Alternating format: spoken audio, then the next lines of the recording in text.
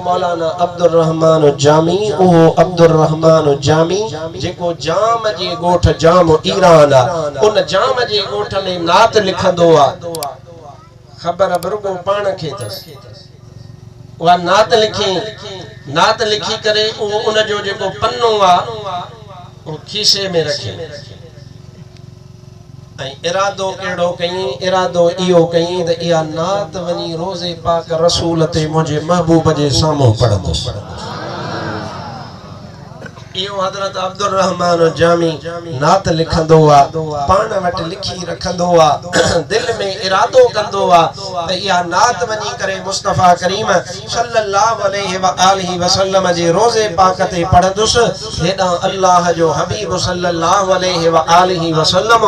मदीने जे गवर्नर के हबीब हुक्म फरमाइंदो आ हेडे आरे पारे मानू फिलाणे वतन फिलाणे इलाके फिलाणे तरफ का अची रहो आ ओ गवर्नर उनखे अचण न ॾिजा हजरत अब्दुल रहमान जामी पहुचंदो आ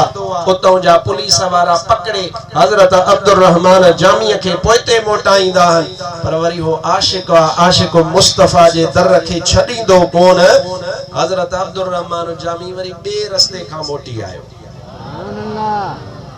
पर उन घटन ते भी पुलिस वारा बीठल आहिन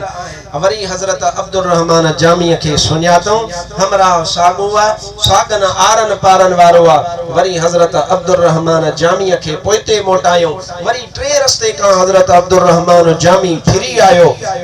हाने हिन भेरे हजरत अब्दुल रहमान जामी के पकड़े हथ कड़ियों लगाए जेल में अंदर बंद कयो रात जो मदीने जो गवर्नर सुतो अख सा लगदी वही भाग खुली पयो मदीने वारो मीर तशरीफ वठी आयो अल्लाह जे हबीब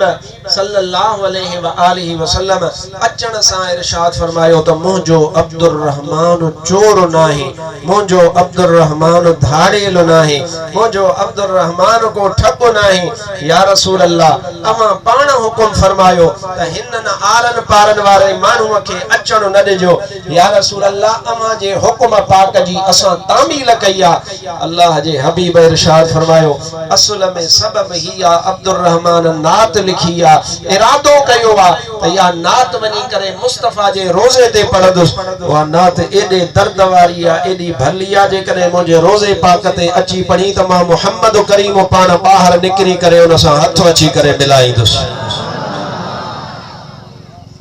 पर मुझे महबूब इरशाद फरमायो त मुझो पांजे रोजे पाक मां बाहर अचण इयो क़यामत रब जो अमरा हुकुमा इन जे करे मां बाहर कोन आई तो अब्दुल रहमान के चौद तो जी नात कबूल सुभान अल्लाह जोर सा अन्या सीनो ठारे जो अने विजुटे जा मुसलमान ओ थर पार कर जा मुसलमान मां तवा का पूछा तो त इया अब का हस्ती आ या आम को फकीरा को नबी जेड़ो आ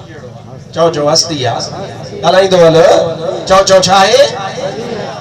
इयो अब्दुल रहमान जामी एदी वडी हस्ती आ जो अल्लाह जो हबीब सल्लल्लाहु अलैहि व आलिहि वसल्लम ई इरशाद फरमाए हाने वरी इयो अब्दुल रहमान जामी एदे वडे शान वारो वरी तारीफ तो बयान करे मौलाना जलालुद्दीन रूमी जी छा तो फरमाए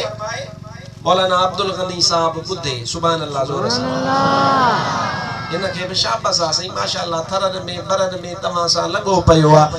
आई महबूब जी मोहब्बत वारो जेको दियो आ ओ बारियों बीठो आ जो सुभान अल्लाह शौक सा सुभान अल्लाह कंजूसी न कर अन्या जोर सा सुभान अल्लाह अरे यो हजरत मौलाना अब्दुल रहमान जामी रहमतुल्लाह अलैहि इन हजरत जलालुद्दीन रूमी जै चयो यक ज़माना सोहबत बा औलिया बेतरज सद साल ताअत बेरिया अने इन जे ला तो फरमाए जे तो इन्ननी अबसरतु फिन्नौ मिर रसूल फी यदैहिल मसनवी व हुवा यक़ूल सुन्नफत कुतुबुन कसीरह मानवी लैस फीहा कल किताबिल मसनवी मसनवी ए मानवी ए मौलवी हस्त कुरान दर ज़ुबाने पहलवी मलजे गोयम वस्फ आली जनाब नेस्त पैगंबर वले दारद किताब खोले चो त तर्जुमो ॿुधाए छॾ फारसी ज़ुबान है असा जा उलमा वेठा आहिनि ये समझंदा हुंदा पर ॾिस त हज़रत अब्दुल रहमान जामी छा थो फरमाए हज़रत अल्लामा अब्दुल रहमान जामी रहमतुल्लाह तआला अलैहि इरशाद फरमायो आहे चवे तो त मां हज़रत हबीब अकरम सल्लल्लाहु अलैहि व आलिहि वसल्लम खे ख्वाब में ॾिठो ऐं हज़रत हबीब अकरम सल्लल्लाहु अलैहि व आलिहि वसल्लम जे हथन मुबारकन में हज़रत मौलाना जलालुद्दीन रूमी रहमतुल्लाह अलैहि वारो किताब हथ में साणो हो ऐं अल्लाह जो हबीब पाण इरशाद फरमाए रहियो हुयो त किताब त घणा लिखिया विया आहिनि पर मूं वारे मौलवी इन जलालुद्दीन जे किताब जहिड़ो किताब कंहिं बि कोन लिखियो आहे अल्लाह जो हबीब सल्लल्लाहु अलैहि व आलिहि वसल्लम पाण प्यार इरशाद फरमाए त मसनवी ये मानवी ये मौलवी हे जेको मौलवी अॼुकल्ह जे लफ़्ज़ खे जे लक़ब खे जे टाइटल खे तव्हां ऐं असां जहिड़नि माण्हुनि उनखे ईअं बेकार सम्झो आहे ऐं तव्हां ईअं सोचो त मिड़ई मौलवी आहिनि इहे ईअं पटका ॿधियो पिया घुमनि मुंहिंजा भाउ इहो लफ़्ज़ का आम शइ न आहे मदीने वारे मीर पाण जलालुद्दीन रूमीअ जहिड़े खे मौलवी पाण सॼो आहे इहो लफ़्ज़ वॾी इज़त वारो आहे अल्लाह जे हबीब इरशाद फरमायो मसनवी मानवी मौलवी इन मौलवी साहब माना जलालुद्दीन रूमी वारो जेको मसनवी वारो किताब आहे अल्लाह जो हबीब तो इरशाद फरमाए हस्त कुरान दर जुबान पहलवी ॼण त इहो फारसी जुबान में कुरान पाक जो तफसीर मौलाना जलालुद्दीन लिखियो आहे हाणे हज़रत अब्दुल रहमान जामी या एतरा जेके लफ़्ज़ आहिनि ये एतरा लफ़्ज़ हबीब जा मौलाना अब्दुल रहमान जामी चयो त मां महबूब खे ईअं चवंदे ॾिठो मां हबीब अकरम सल्लल्लाहु अलैहि व आलिहि वसल्लम खे ईअं फरमाईंदे ॿुधो हाणे अॻिते छा थो फरमाए चए हाणे अदा वो थर वारा मुस्लमान थोरो सोच त सही जंहिंजी तारीफ़ ख़ुदि मदीने वारो मीर पाण बयान करे उते अब्दुल रहमान उन जवान जो शान कीअं बयान करे सघंदो पर एतिरो ज़रूर तव्हांखे मां आख़िर में चवंदुसि हज़रत अब्दुल रहमान थो फरमाए मां तव्हांखे आख़िर में एतिरो ज़रूर चवंदुसि त यार मंच गोयम वस्फ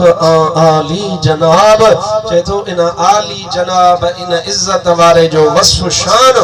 मां तोखे छा ॿुधायां पर एतिरो ज़रूर थो चवां त नेस्त पैगंबर वले दारद किताब नबी त कोन्हे हज़रत जलालुद्दीन चो त नबी जो खादिम आहे गुलाम आहे पर एतिरो ज़रूर चवां त जीअं मुंहिंजे मोहम्मद मुस्तफ़ा खे अल्लाह किताब ॾिनो त उन महबूब जे क़ुरान वारी बरकत अल्लाह हज़रत मौलाना जलालुद्दीन खे अता फरमाए छॾी आहे